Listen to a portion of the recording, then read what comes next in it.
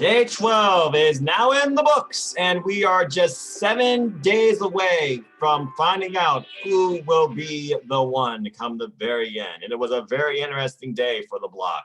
Hello, everybody. Good evening, good morning, good night, konnichiwa to you all. My name is Noah Foster, and I'm just a simple man. And welcome once again to another Simple Take where we review and preview G1Climax30 action regarding today and the following day coming up. Today, again, emanated from Okayama with an attendance of probably 1,500 people, and it represented B block action as we look forward to finally a day of rest and re-pick up action on Saturday for A block action as we head into day 13 of this 19-show tour-long Grand Prix of professional wrestling every year. With that being said, let's go ahead and get right into the discussion. So again, today I represented B block, but of course we open up through the unofficial C block as the young lions duke it out to see who can get the most singles victories among each other. Gabriel Kidd, Yota Tsuji, and Uya Yamera. In this match, it was Uya Yamera testing his luck against Gabriel Kidd. Not really luck, but skill. But in a short under 10-minute match, after some great grappling and strong Boston Crab attempt by Uya Yamera, but Gabriel Kidd resisted. Gabriel Kidd, who pulled out that finisher to give him his first wins, it finally helped him again pick up another win here, as Gabriel Kidd picked up the win with the double arm suplex over Uya Yamera, and now that leads Uya and I believe Kidd both at 3, while Yota still leaves at 4, and all 3 men have a draw to their name. This has been a very interesting tour, and I'm sure Katsura Shibata, Rocky Romero, Hiroki Goto, and all the great New Japan Pro Wrestling veterans that these guys have duked it out with and will continue to, including but not limited to Tamaki Homa, Yuji Nagata, Togi Makabe. It's been a very interesting showcase for these young lions as we see who really can pull out the wins in the end. I still feel it's anybody's game. I feel like there's still another draw on the horizon, and right now Gabriel Kidd, he's relying on that double arm suplex for the win. Might need to add something else to his arsenal because, again, he really struggled the last couple of times. As far as Uya goes, I think now that's 2 back-to-back losses and a draw for Uya, so he needs to pick things up.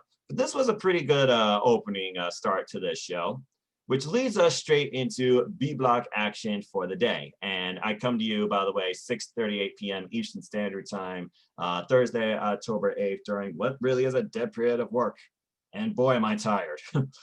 So B block action opened up with Hiroki Goto versus Yoshihashi. And this match was much different compared to the previous Hiroki Goto match, where again, Hiroki Goto made history, as Hiroki Goto's shoulder and will was fairly tested against the Headhunter, who you might think might not be a strong score bringer in this year's G1, but has given you constant great performances, and those are always remembered. This match was no exception. As the two duked it out in the early going, Yoshihashi, he really needed to try and get the win here as he's only got 2 points. You got to imagine, even before this match, he was eliminated from all possibility of even winning. But that didn't stop him from putting one hell of an effort here against Goto. As again, these two are friends, and they are 2/3 of the 6-man never overweight champions.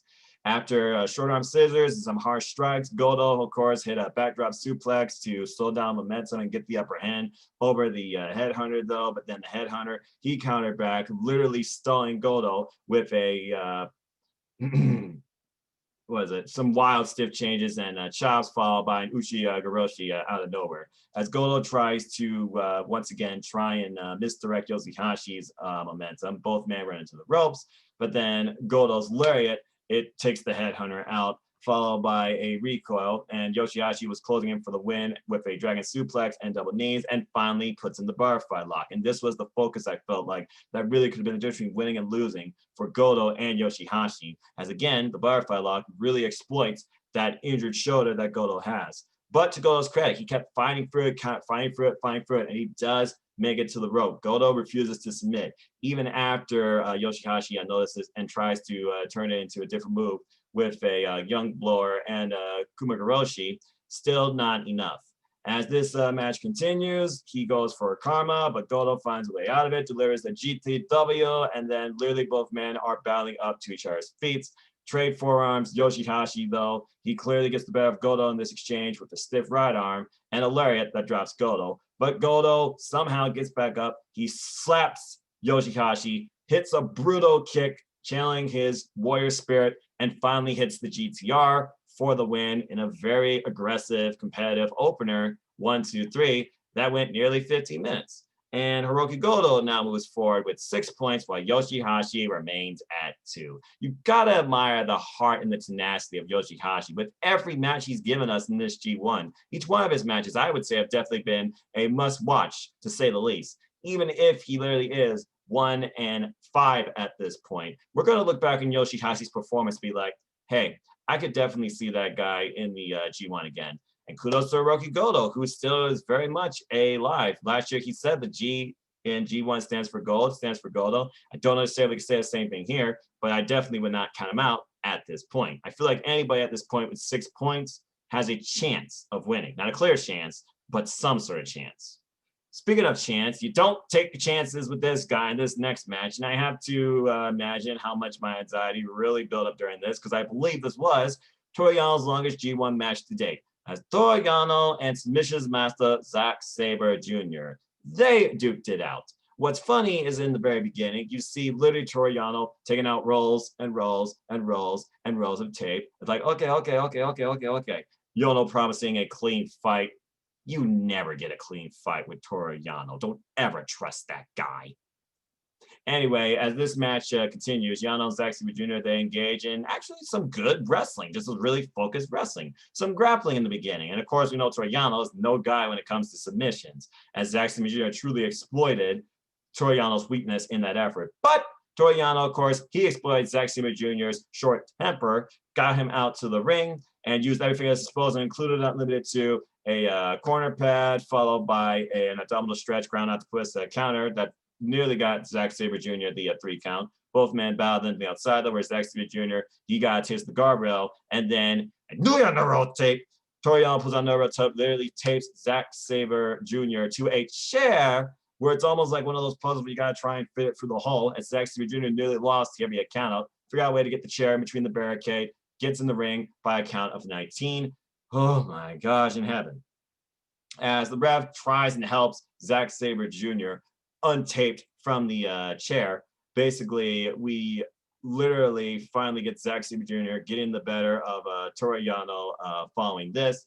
And then following this, we get a belly-to-belly suplex that sends to the outside. And this time, Zack Sabre Jr. with the technical edge catches Yano in an ankle lock, dragging him to the back, literally trying to get a count-out victory himself. He was this close, but Toru Yano somehow still, with bad ankle, it seemed, or hindered ankle anyway, makes it back to the ring before the 20 count.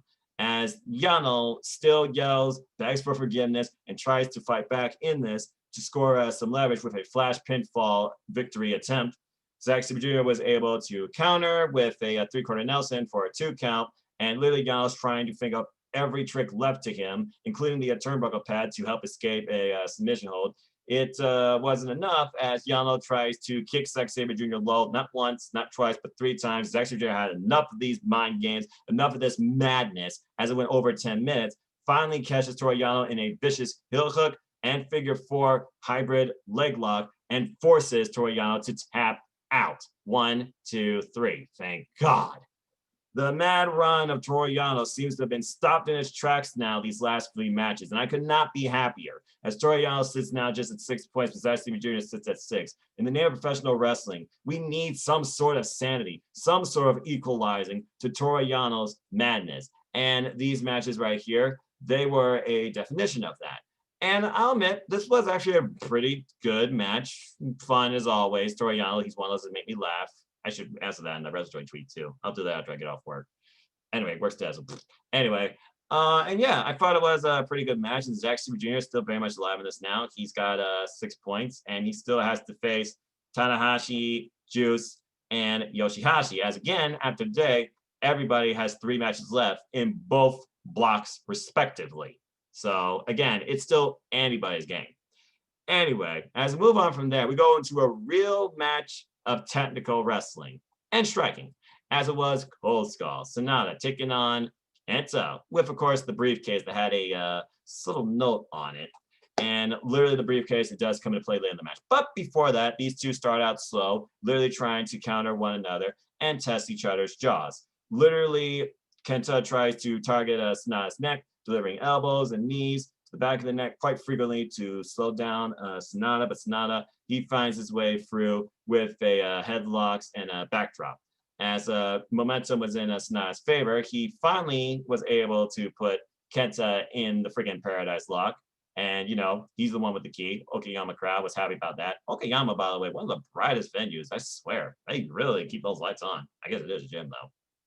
Anyway, and this is about the 5-minute mark, and then literally he kicks him out of it. But then we get an eye rake and a power slam, prevented a TKO follow-up by Sanada, puts the match in Kenta's favor again, slows things down.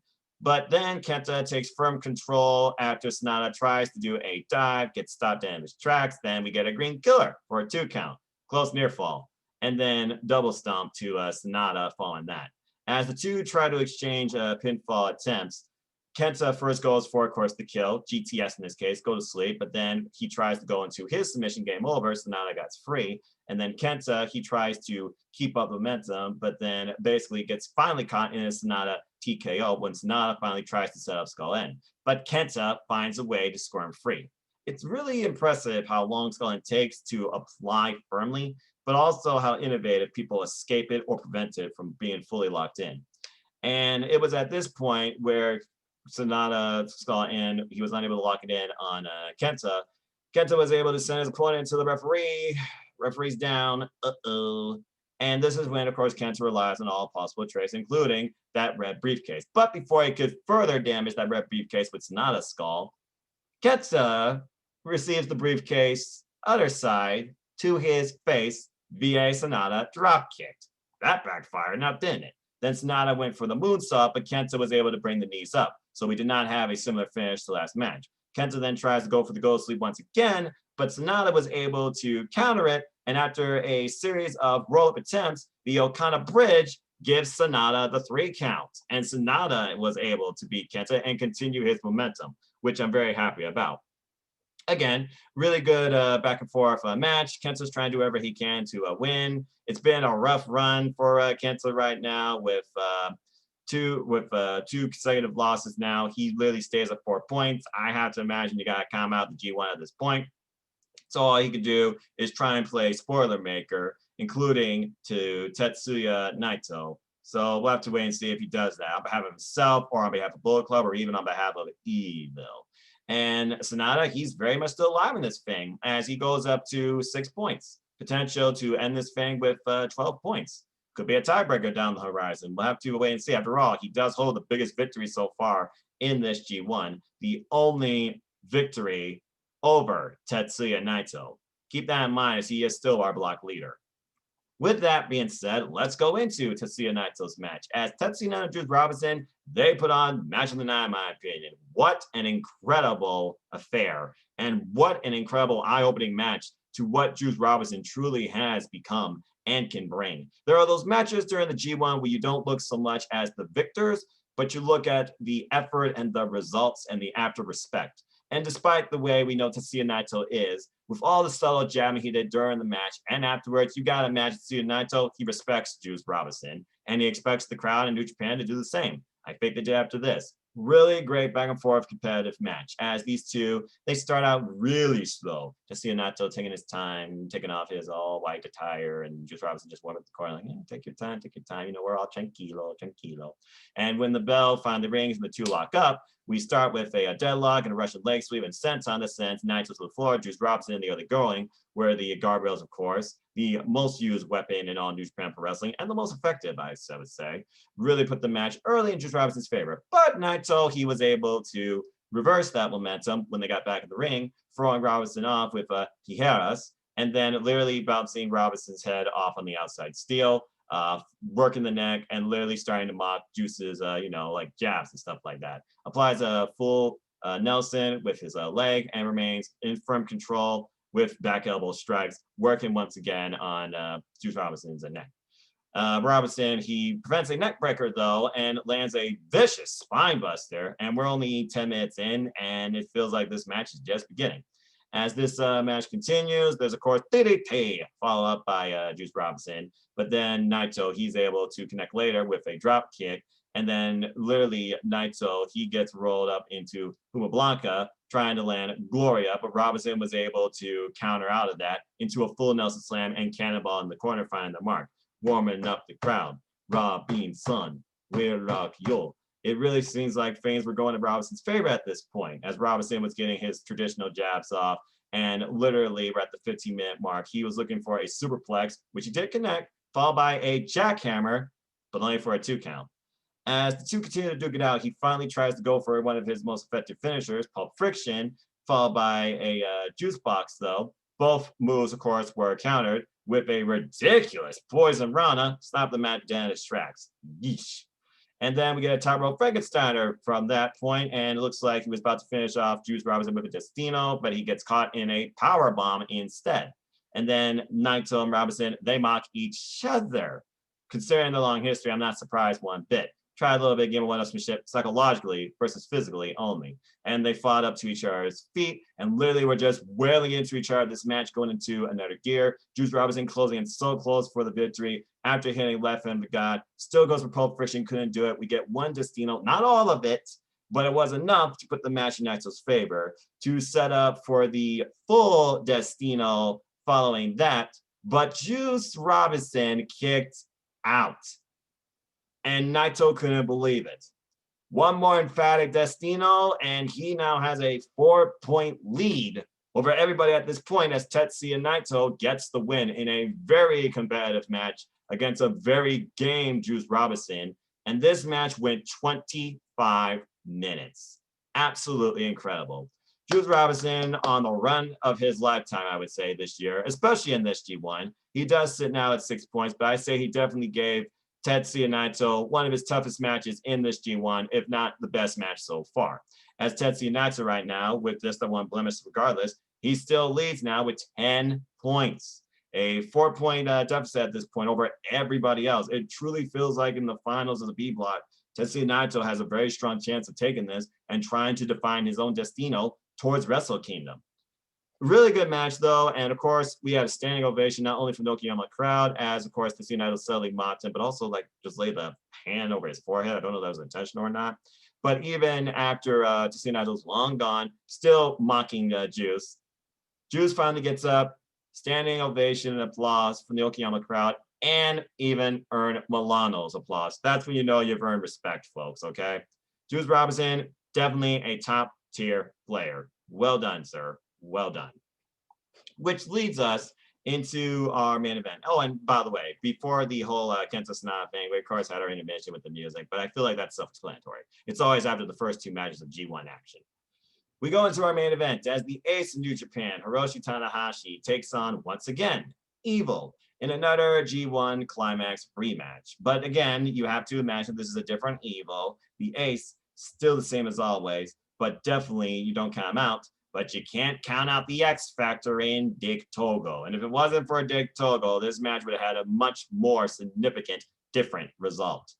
Hiroshi Tanahashi, he starts off in the early going, and literally we get a headlock keeping Evil grounded, but then a clear advantage early on, thanks to Dick Togo's interference, allowed Tanahashi to get assaulted by Evil, including Evil swinging for the fences with a chair around the ace's neck, followed up by Yoda Tsuji getting planted with a suplex on a pile of chairs as Yoda Tsuji tries to help the ace out of this, as they were trying to pull up all the shenanigans possible behind Red Shoe's back. And literally, of course, we had the exposed turnbuckle corner. These are the traditional things you expect in a Bullet Club Evil match, folks. Blech. But Tanahashi, of course, he gets control back with one of his most effective moves, the Dragon Screw. Ouch! Followed by a somersault senton for a 2 count.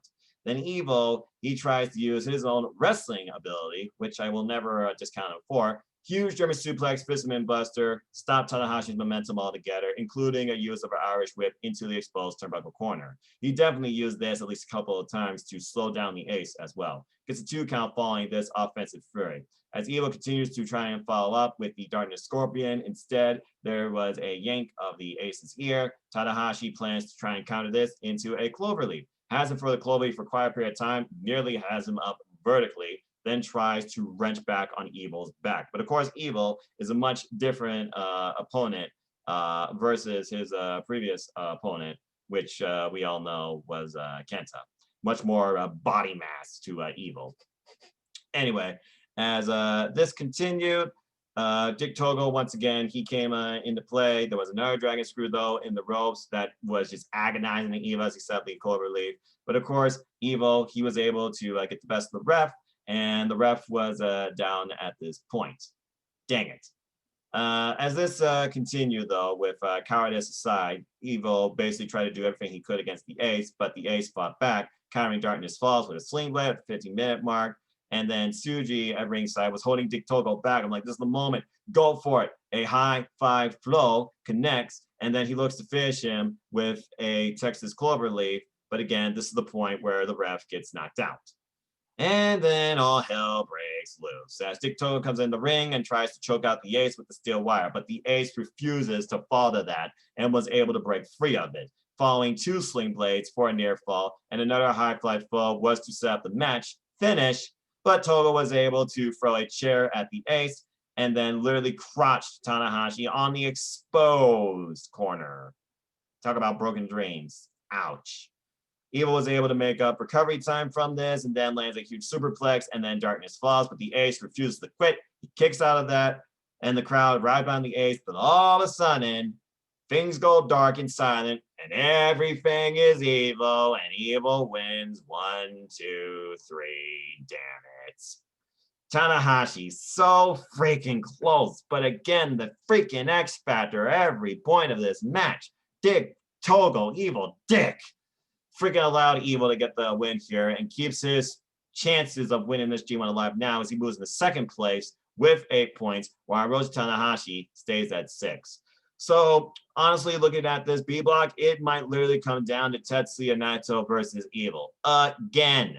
And I can only hope that history repeats where Tetsuya Naito gets the best of Evil and we stop this era of darkness resurfacing once and for all. This is ridiculous, as Liger slightly put on commentary too. I didn't even care what Evil said post-match. I was just annoyed. But I will say this was a really great day of professional wrestling action. Top to bottom, all 5 of these matches, they really delivered, not only from the wrestling and ring, but the storytelling standpoint. So if you look back at one of these days that, which day should I watch all 5 matches of?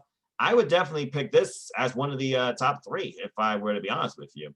And currently now our scores in the B blocks stand as follows. Hiroshi Tanahashi at 6, Juice Robinson at 6, Goto at 6, Yano at 6, Yoshihashi pretty much eliminated, 2 points. Tetsuya Naito leads the block with 10 points, and currently I believe is the highest lead overall in G1Climax30 of all 20. Sonata with 6, Saizuru Jr. with 6, Kenta with 4, Evil with 8. Kenta at this point, the only thing he can try and do is maybe play spoiler maker on behalf of Bullet Club, because he had yet to face Naito as well. But Evil, don't come out, but I'm hoping that either Goto, Naito, or Sonata will stop him. Pinnacle matches, folks. Pinnacle matches are left. That's all that's truly left. Evil and Sonata, Naito and Evil, Kenta and Naito, just saying.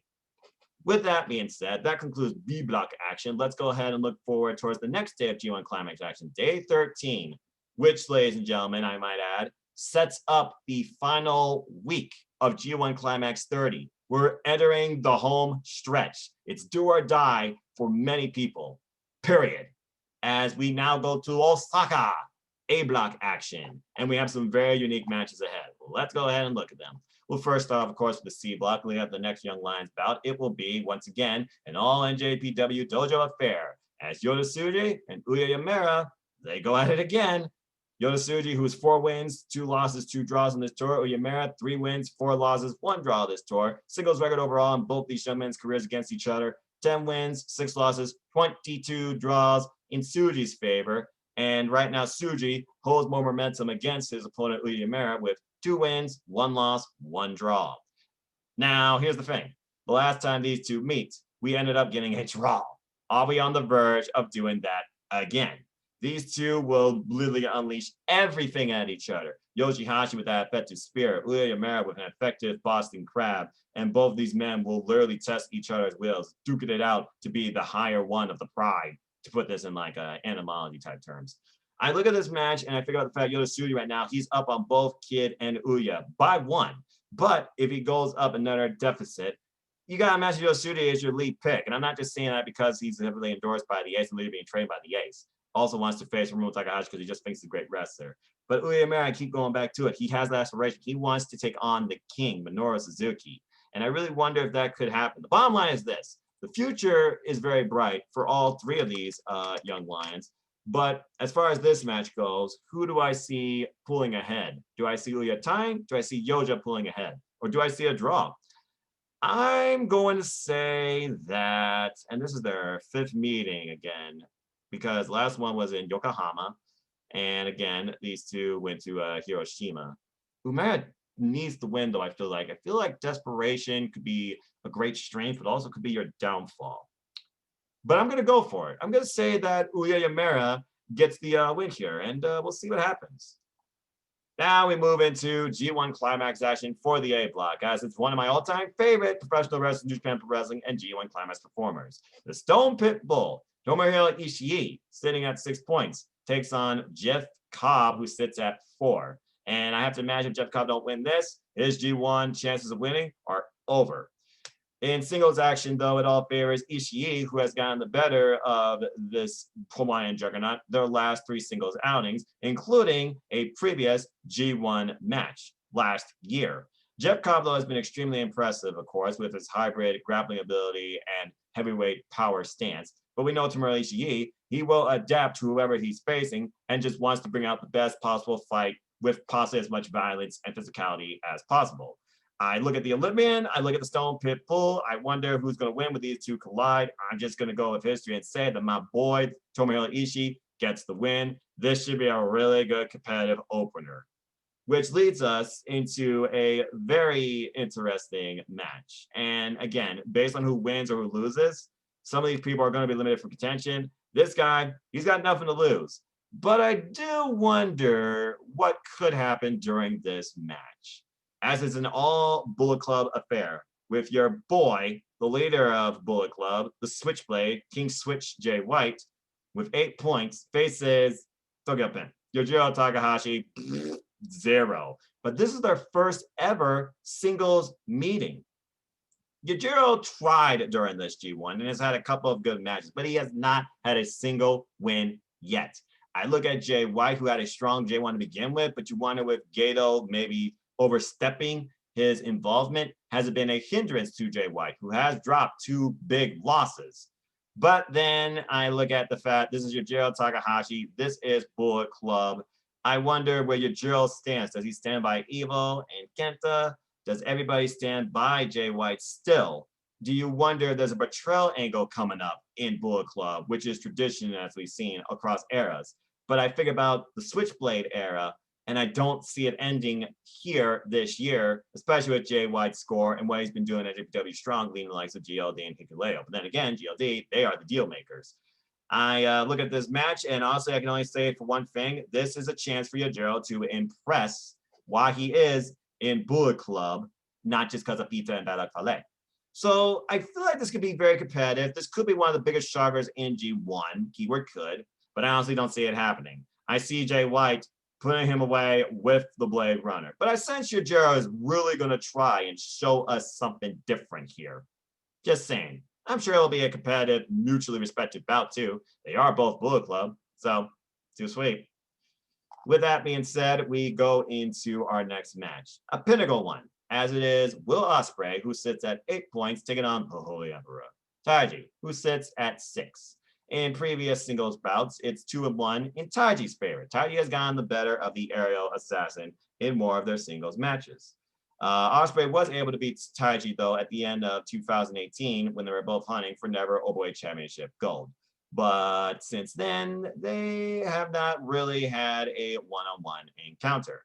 We look at this year's G1, we look at the monumental wins for the Holy Emperor, but also the monumental run this year overall for Taiji. As I said before, Taiji is clearly my block pick to win because I want something different. I want him to ascend. I believe Japan Pro Wrestling believes that he can be a main event player. And Taiji wants to prove that he's the best. You read his shirt, never flattered, never give up. and I forget the other phrase. But personally, I believe that the Holy Emperor has to get the win here and tie it up with Ospreay at 8 points. So I'm going with heart rather than mind, because I feel like many people are going to go with Will Ospreay here. But I'm actually going with Taiji for the win here in what could be really a defining moment for him and Will Ospreay's run. Because if Will Ospreay loses here, then you got to imagine in the match with Okada, it would be do or die. Either way, both these men, they are still in contention of winning this thing. But I feel like at 6 points, you're kind of breaking on the danger zone. So you need a win here. I've got to go with my man Taiji. Also because I am pro Suzuki-gun. So Taiji for the win. Next up, oh boy. Well, this is going to be interesting. We have the king, Minoru Suzuki, Hasaninare, and the current never openweight champion, sitting at 6 points, taking on Golden Star, Kota Ibushi, one of the block leaders like Jay White, sitting at 8 points. The only time these two have ever met each other in singles action was all the way back in 2013's G1. And back then, the king got the better of the Golden Star. Since then, we've seen the Golden Star grow and evolve. But even then, Kota Ibushi said, back then, he literally got totally destroyed. So the thing is here, do those ghosts of the past haunt Kota Ibushi? Or will he use that to channel some sort of energy to surpass the king and avoid total destruction and maybe bring actual pain to Minoru Suzuki, who wants to see if people can do that? Well, considering Suzuki is already angry as hell, dropping back-to-back losses to Will Ospreay and Kazuchika Okada, and considering how friggin' Kota Ibushi wants to surpass God with capital G, and that includes Hiroshi Tanahashi, he needs to try and get past the king. So, do I see the king beating the Golden Star in what could be Kota Ibushi's most important 2 points this entire G1 Climax run? You know how I feel about Minoru Suzuki. The man is ageless, timeless, and is a king of professional wrestling, somebody you do not take lightly. I can only imagine how much his anger drives him forward. But I can only imagine how much he's looking forward to this match and having a lot of fun too. But he's also about to prove a point as well, because I see this internal civil war between him and Taiji. You gotta imagine who does better in this G1. That's gonna reflect future storylines and probably future alliances in Suzuki-gun too. With that being said, oh boy. In my previous match, I said Jay White, he would go up to 10 points and be a block leader. If Kota Ibushi drops the loss here, he remained in 2nd place and only sits at 8 points. But Minoru Suzuki, he gets the win here. He goes up to 8 points. Ah, jeez. This is tough for me, but I'm going to say that based on storytelling and who really I feel needs the win more to prove a point, because I remember that feud with Sonata Suzuki, and Sonata needed that win more in the end, and that was during a New Japan Cup. I'm actually going with the Golden Star, surpassing the king here and going up to 10 points here. I think Kota Ibushi will somehow survive the king, Minoru Suzuki. Good luck to you. Which leads us to our main event in a first time ever singles meeting. And again, I wonder, where's the Okada of old? Who can pull that out of him? Is this Okada holding something back? Is he doubting himself? What's going on here? He's going to have to bring something to match this guy's not only speed, but lariat.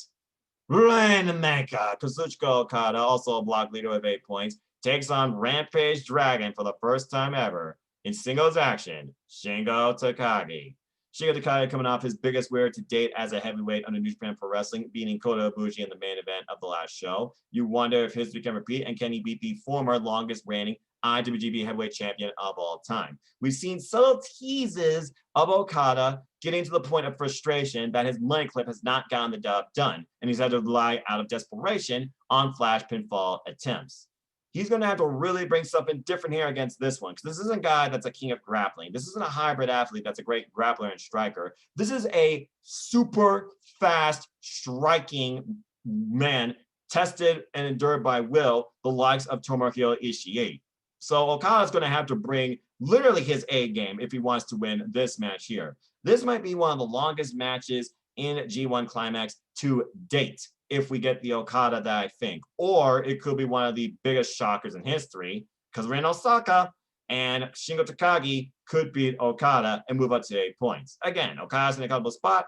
Shingo Takagi, he's on the chopping block at 6. I look at this match, I think about history in Osaka, I think about the IWGP heavyweight champion, I think about, again, Shingo Takagi this year, he has a chance to be literally MVP for Tokyo sports with his run, while some have proclaimed him already, according to wrestling journalism, as the best professional wrestler this year. So, considering that Ospreay still has to face Okada and Shingo already has a win over Ospreay, Kota Ibushi faced Rampage Dragon Shingo Takagi as well as Okada, and Okada has lost to Kota. There are some pinnacle tie-breaking type setups here that can define both these men in winning and losing. So with that being said, who do I see closing out Osaka as the winner? Well, let's see. I am going to just say this is going to be an aggressive match, and the only way I see Okada winning is if he brings back the Rainmaker. Shingo Takagi's pumping bomber versus Okada's Rainmaker. That is a dream scenario we need to see in New Japan Pro Wrestling. And why I think there's like an 80% chance that could happen, I feel like if it doesn't happen, that Shingo Takagi is going to pull off the upset and we're going to be bloody shot. And I am going to say that Shingo Takagi, by the end of this match, based on what I've seen from Okada so far, will wrestle and outstrike the Rainmaker. It's just not been Okada's year. It really hasn't. So I'm going with Shingo Takagi picking up the win in the end as we close Osaka's beginning the final week of G1Climax30, where we continue to see who will be the one. Buckle up, folks. You five has been insane G1 so far. It's crunch time. It's do or die for several people. Some on the edge, some already eliminated. But by the end of Saturday, things are definitely going to be more shaped. That's all I have to say for now. So thank you so much for tuning in to this simple take, review, and preview on G1Climax30. Thank you all for tuning in. You want to know more about me? Know this. I'm just a simple man and a lifelong fan of ... wrestling. So follow me, Instagram, Twitter, PlayStation, and Foster1916. Follow the Simple YouTube channel, youtube.com/C/NoFox210 for all things wrestling. Shots from AEW family on Twitter. Upcoming content includes an AEW Spark Reunited special covering 2 weeks of Dynamite, celebrating Jericho, celebrating 1 year of AEW Dynamite, and previewing the anniversary show. Much more to come. I might have guests. I delayed it just because of the fact they did the whole Jericho anniversary instead of the anniversary episode this week, which I guess makes sense in a way. Also, we of course have a simple chat tomorrow night, live, 7 p.m. Standard Time. Bring your questions, bring your positive vibes. Let me bring a fun 15-minute environment to you. You want to know more about? It's in the description down below, but I'll keep it simple for you. Support NoDQ, support WrestleJoy, support Team All Elite, support Meltdown, support the Bulletcast, support my friend Cindy G's Bullet podcast in the Stratosphere, Greg Cherry Brand, buy a shirt, support Jeff Meacham Network, support Fire Wrestling, because that's the heart of it, folks, us as fans. And as always, I'd like to close, support your wrestling outlets, but get small, and let's keep growing this incredible, diverse, unique, elite, authentic, unscripted, unrestricted wrestling community together. Simple as that. With that being said, thank you so much for tuning in. Please like, share, subscribe, comment, tell a friend. Hit the bell and know next videos on this channel. Hit the subscribe button, help me keep growing this channel. Shout out to all 168 of you that's been with me now on this fun YouTuber creation journey. It's not lit up anytime soon, and I'll be celebrating my 2nd year as a YouTuber this month with a later on simple special stream too. Stay tuned for more details on that. And I also now am a streamer, testing that out. So look me up on Twitch this Saturday, Foster191625. I'll be playing Fall Guys and Crash Bandicoot. Love to get your input, insight, and see what you might want to see me play too, or what we can play together. I have Jackbox too. But until next time, that's all I have for now. So again, as always, please take care, enjoy life. Tomorrow's never guaranteed. Trust your families. Enjoy wrestling. There's more of it now than ever. Find something that can connect with you as a person and as a fan too, whether you're new or old or first-time comer too.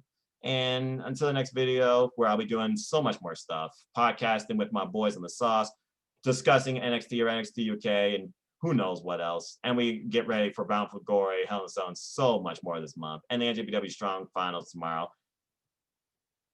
Clark Connors for the win.